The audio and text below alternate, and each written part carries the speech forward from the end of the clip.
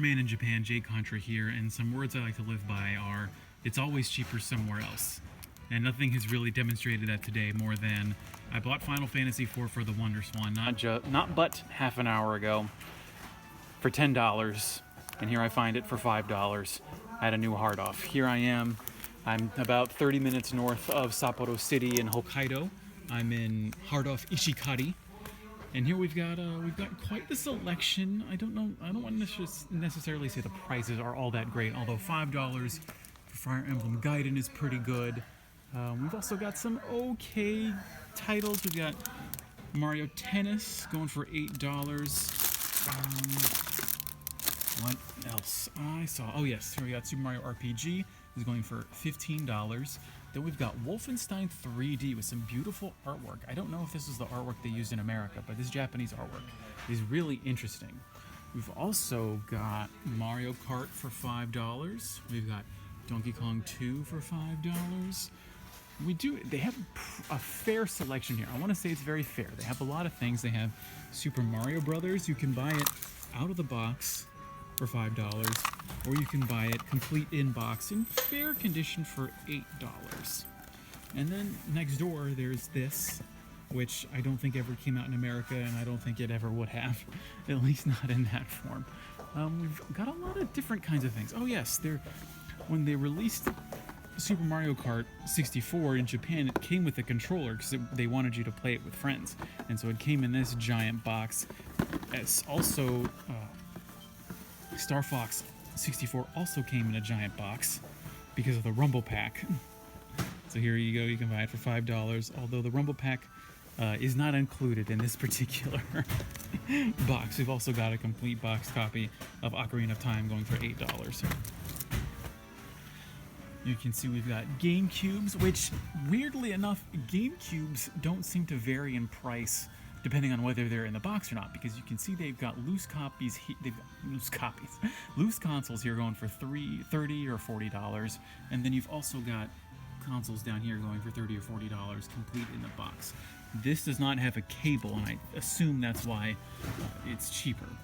We've also got lots of boxed Wii U's as well as loose Wii U's. This is, ever since the Switch came out, I've noticed this within the last, I want to say 6 months, we've seen so many more Wii U's in hard off, more than ever before. And we've got a couple of pinball games to point out. We've got Kirby Pinball over here going for $3, and Pokemon Pinball going for $5. This store has definitely one of the better mobile selections that I've seen, because we've got a boxed purple Game Boy Color. We've got loose Game Boy Colors over here. We've got a green Game Boy Color. Well, no, this is Game Boy Pocket. Excuse me. And then another Game Boy Color behind that. We've got lots of loose games. Also got the more modern portables. And then we come to some retro classics, like here. We've got the Master System here. It's going for $150. This is, I want to say it's very uncommon. You don't see these too often, and they even have a port for 3D glasses. You can also buy a Super Famicom Classic there for $70. You can buy an original Famicom going for $85. And you can also find a somewhat rare blue Pikachu N64. This is, you could find something like this in America, but there's also I don't know if it's more rarer, or something, or perhaps more uncommon, but there's an orange Pikachu N64 that can go up to $80 or even $100. We've also got, I don't know why I don't know if it's because the condition is different or what, but we've got 3 different colors of Game Boy Colors, and they're all different prices. We've got the clear purple one going for $40, the solid green going for $50, and then we've got like yellow, we'll just say yellow, going for like $20. And I don't know why. If you want to play the original Super Famicom as opposed to the Super Famicom Classic, you want the original, it can be yours for $40, which is, I'd say it's a fair price for a loose console. As you can see, we have lots of DS and 3DS games. Those definitely aren't going to be going anywhere. And for the loose cartridges, oh yeah, well, I guess we can point out, I mean, Majora's Mask for $16, that's really expensive. I've seen it definitely going for $3 or $4. We've also got Earthbound going for $15. Anything else in this section? I just want to make sure that I haven't missed anything before we head to the other side, because we're going to go look at some PlayStation games now. So you can look over there, look at all of the other equipment that they have. We might, if we have some time, we might even go look at the merchandise. They've also got a selection of new games, including Nier Automata, going for about $55. I really wish that the price on that would go down, because I want to play it so bad. But they've got Klonoa, which I think just celebrated its 20th American anniversary. I can't remember when it came out in Japan, but that's definitely something that I want to pick up. It's really hard looking through PlayStation games, as well as PlayStation 2 and PlayStation 3 games, just because there's just so much volume, and they're very rarely sorted. Like, if they are sorted, I don't understand the method to the madness, because there's nothing distinguishing. The PS3 actually does have a bit of categorization to it. See here, we've got these are simulation games, so these would be like your historical simulations, like Nobunaga's Ambition. We've got racing games over here, for example. But then you come over to the original PlayStation, to the PSX. It's just rows of games, and it's really hard to parse, like, you know, what's going to be good and what's bad. So, especially for someone like me who's not familiar with the library, I wouldn't even know where to begin except for just looking at the pictures. And so that's probably going to be why I ended up picking up Klonoa. But if we go over here, you can buy an Xbox 360 with Kinect for about almost $200, or you could get the Xbox Arcade. Oh no, it comes with a 20 gigabyte hard drive, and that's coming for $50. You can also buy a Dreamcast controller in a box that looks quite good. Nothing wrong with this, and it's going for $16. They've also got plenty of accessories and memory cards. They even have a couple of... Wait, is this more MSX games? Yeah, I think we got some MSX carts of Zexus. Wow, is that good? I hope it's good. Looks like a shooting game. That could be good. I've also got some random PC Engine games. Hold on, let's get those in frame. Really wish I knew more about the PC Engine. I just know that all the games tend to be fairly expensive by Japanese standards, and they also don't have pictures, so it's a console you got to be knowledgeable about. It's not like you're gonna randomly come across something super good that you don't know about.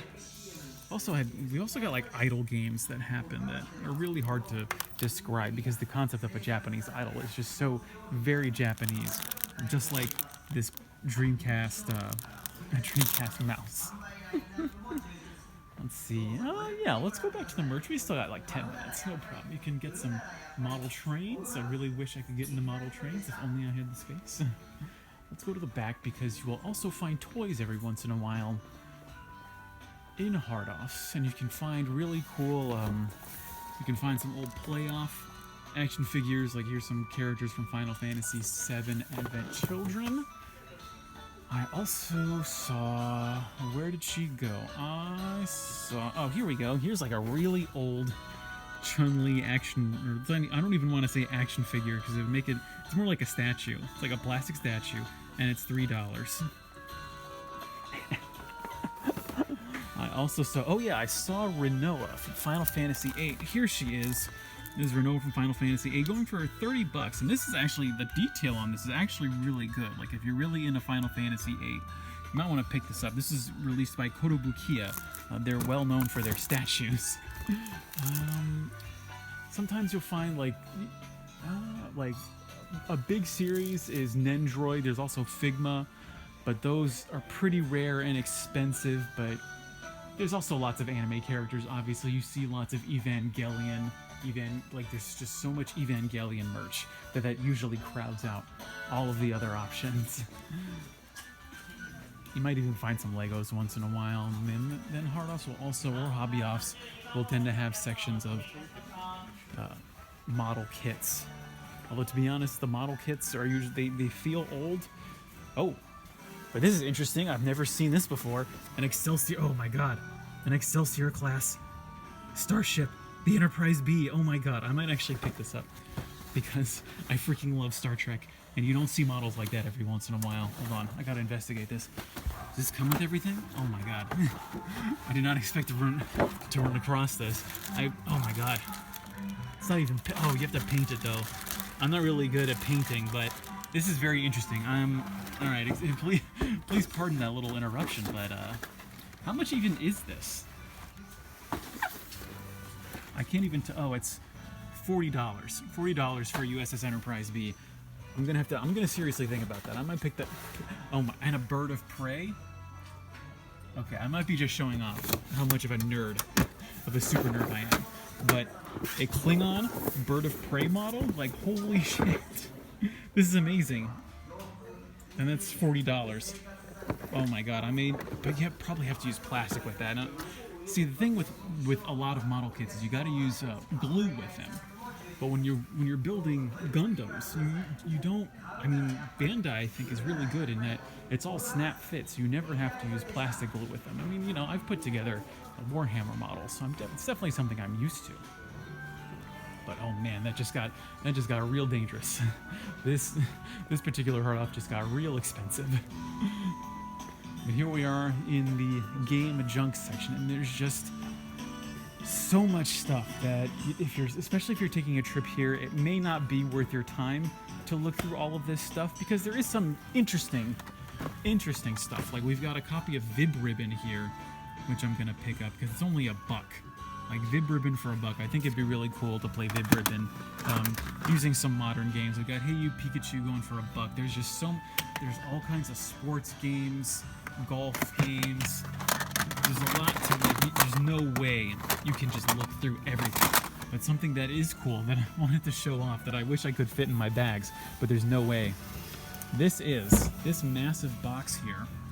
This is something you can buy for $40. This is, excuse me. In this box, if you remember, I believe it was for the original Xbox. There was a Steel Battalion. This is the controller, and it may also include the game. Let me double check, and let's see. There's no instruction in this particular box. There is no instruction manual, but I'm gonna say it's just the controller. It seems like it's just a controller. This was a massive. It's like, imagine the cockpit of an airplane shrunk down to about a meter-long set of 3 battle stations that you would use to control a mobile suit in an Xbox game. I've seen these before. They usually $40 is a good price for them. Nobody has the space for that shit. Like, why would you even buy this unless you're a psychopath like me? But we've got all kinds of. We've got where did it go? Where to go? Here we go. Final Fantasy VIII. We've got that. It's going for $1. It's a bit beat up. Could be better. We've got it's not Tomb Raider. It's Tomb Raiders. That's also going for $1. We've got just this whole row. I hope you can see this. The lighting's a bit iffy, but we've got all kinds of Sega Saturn games, as well as, lots of the anime types. Like this looks very anime.